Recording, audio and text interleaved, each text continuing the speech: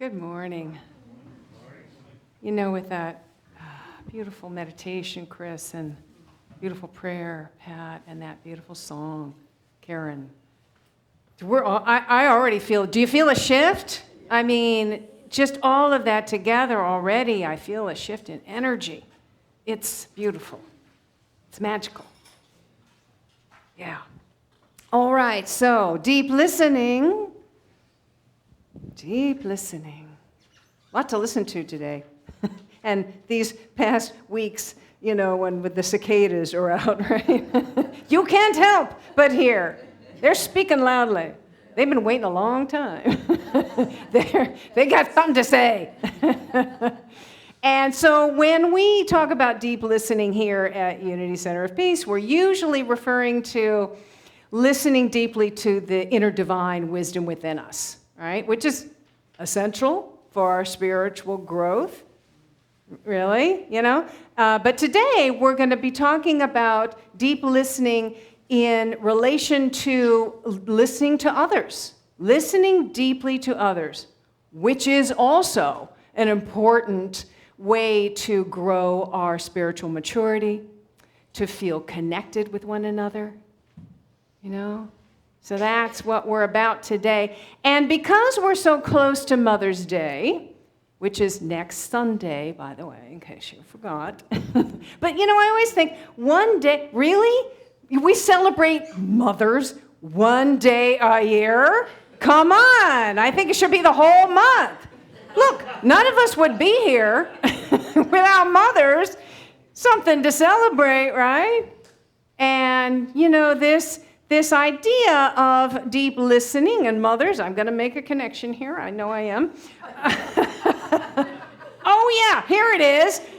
One of the roles of a mother is to listen deeply to their children, to be present to and listen deeply. In addition to instructing and guiding, we also want to listen deeply. That's a really important part of this. And some mothers exemplified that beautifully, and others didn't.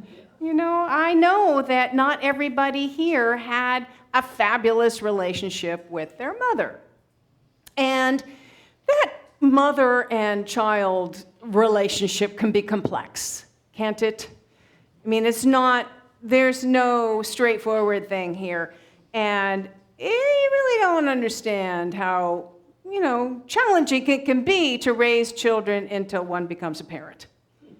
And there's all of the factors that go into this, you know, it could be the relationship with the dad, it could be economic stress, it could be sibling dynamics, it could be that work-life imbalance, because it's very difficult to get that in balance, right? It could be physical issues, it could be emotional, mental issues. There's so many things. And, you know, for my mother's generation, for some of us here of a certain age, our parents' generation, you know, there was always the pressure to stifle your own expression in life to stay home to raise children, right? So that's that's to stifle your, you know, I mean, that right there is something.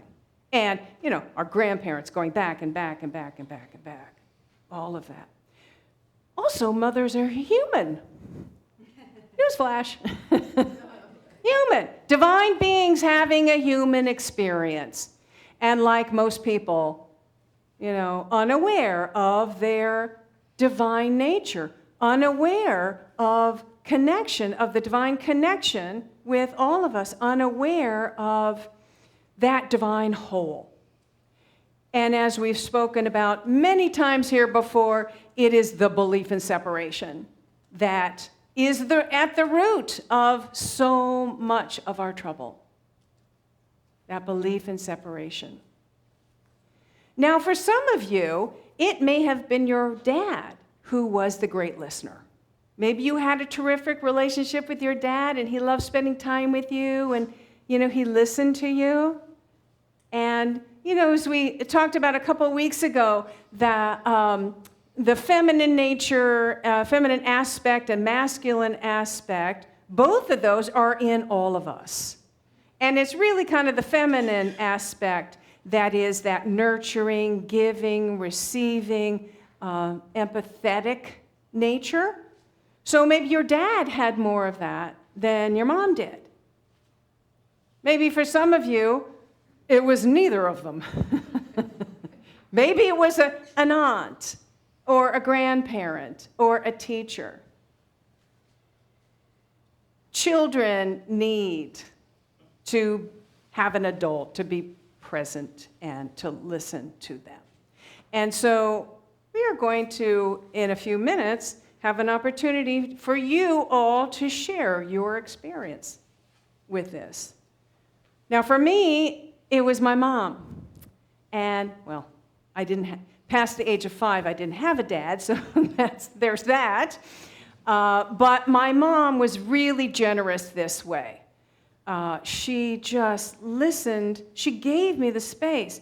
And I think, I look back and I think about what I believed when I was a teenager. I was so passionate about it. You know, I'd get up on my soapbox and scream it to the rooftops.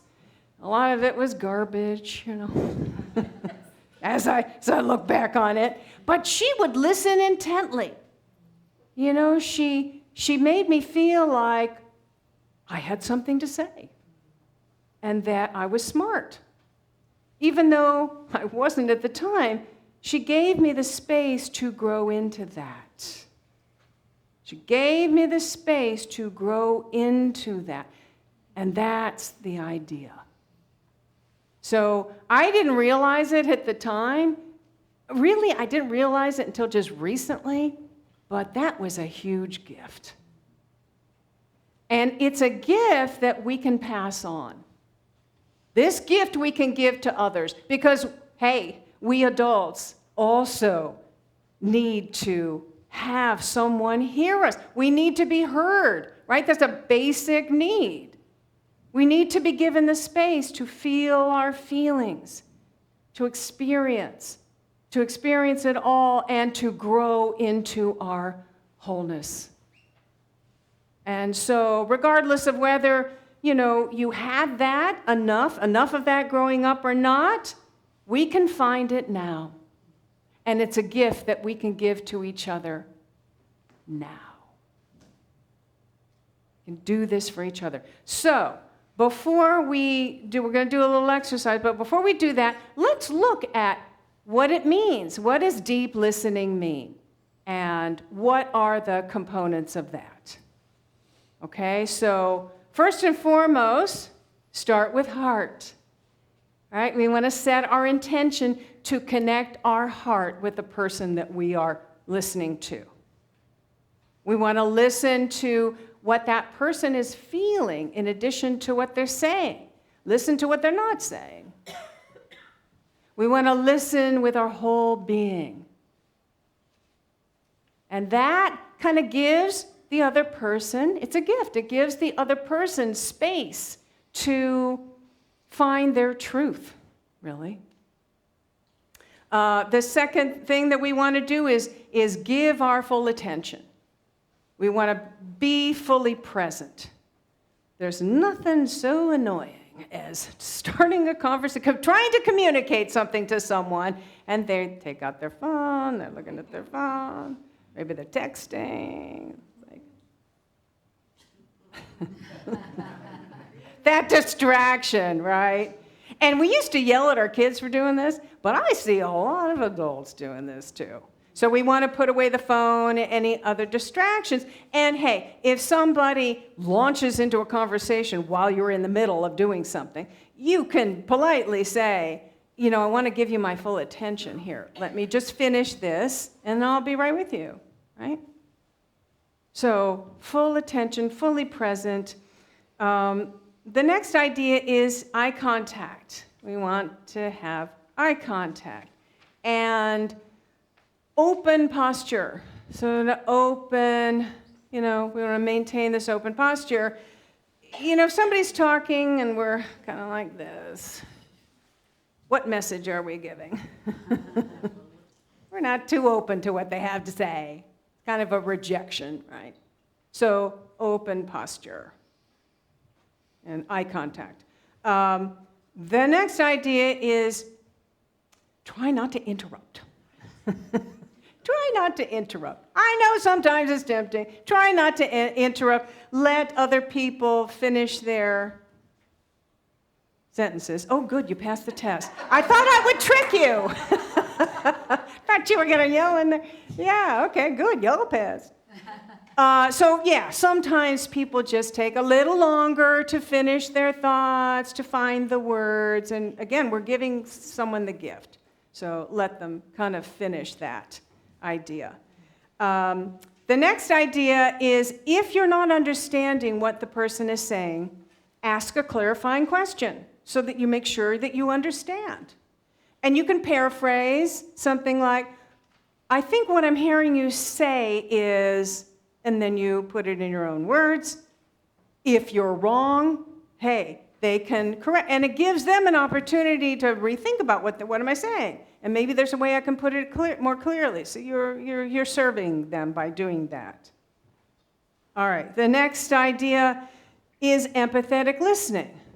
Now remember, nonviolent communication, a couple of months ago, we did a whole thing of nonviolent communication. That's what this is, empathetic listening. So, sometimes people need to vent. We all need to vent. So somebody goes and complains and is getting on a tear. Sometimes we just want to be present while somebody's venting. Sometimes it's cathartic. And giving the gift of being there while somebody's doing that is a gift, right? And if it just kind of goes on too long, maybe you can put in a little NVC there and say, I guess that you're feeling such and such because you're needing this. So for example, I guess you're feeling overwhelmed and frustrated because you're needing more help. Right? And then and again, if they're wrong, they can look at so instead of focusing on blaming someone, they're now focused on what it is they're wanting and maybe, what they can request to get that need met. All right. The next idea is listen without judgment. We all have judgments, right? We all have preconceptions. And so we want to just kind of put them to the side for a minute while we're listening and just kind of, listen to the person's experience. You want to listen for their experience, which reminds me of, remember when we did living room conversations during the pandemic? Some of you participated in that. It's a really beautiful organization where you get together with other people who may have a different view than yours, and you put all the judgment aside, and you really focus on listening to their experience. It's really eye-opening. Maybe we should start that again. It can be quite healing. Resist the urge to problem solve. Many of us we want to fix it for them, right? We want to jump in with a solution and fix it for them. We want to just jump in there with that. Unless that person is requesting that, most people just need to be heard. They just need to be listened to. So again, you're giving that gift. Okay. The next idea is that it is not about you. If you're giving this gift of deep listening, it's not about you. And here's the thing. Sometimes somebody can share an experience and it reminds you of, something that happened to you. And it might be this desire to, oh yeah, but wait till you hear this. So you're kind of minimizing their experience there. And then suddenly it becomes all about you instead of listening to them. So don't do that. All right, the next idea is try to be aware of your biases. This is very much like the judgment. We all have biases, right? Unconscious biases. We want to try to become aware of them. Is there a judgment? Do I have a bias what that person is saying? And then again, put that to the side and be present. The last thing I want to say is avoid the positive spin. And this is something that a lot of us in positive thinking, new thought philosophy, I am so guilty of this. And I just want to apologize right now for all the times I have done this. I want to immediately go to the silver lining. Let's look on the bright side. And, again, unless that person is asking for that, they just want to be heard. And we all need to feel the fullness of our feelings, the uncomfortable ones, sadness, fear, loneliness, frustration, anger, all of it. And something interesting happens when the person who is listening can really hold the space for the other person, and that other person is allowed to kind of feel and express that, and that other person's there as a witness.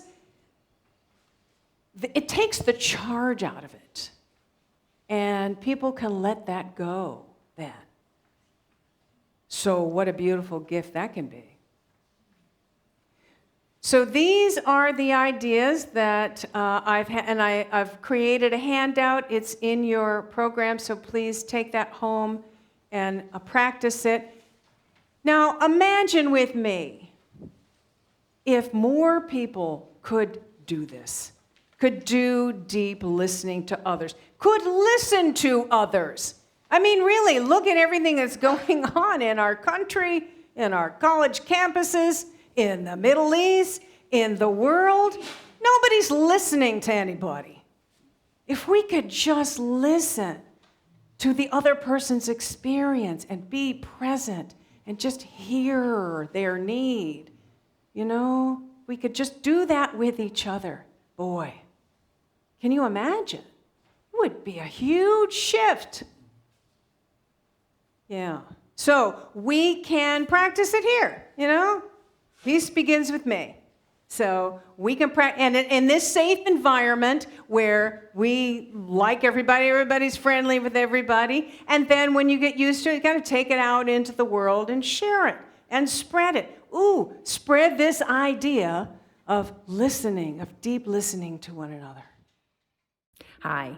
If this video has inspired you, opened your heart, expanded your consciousness, filled you with hope, empowered you in some way, we encourage you to support what we offer here at Unity Center of Peace by making your donation now. And thank you.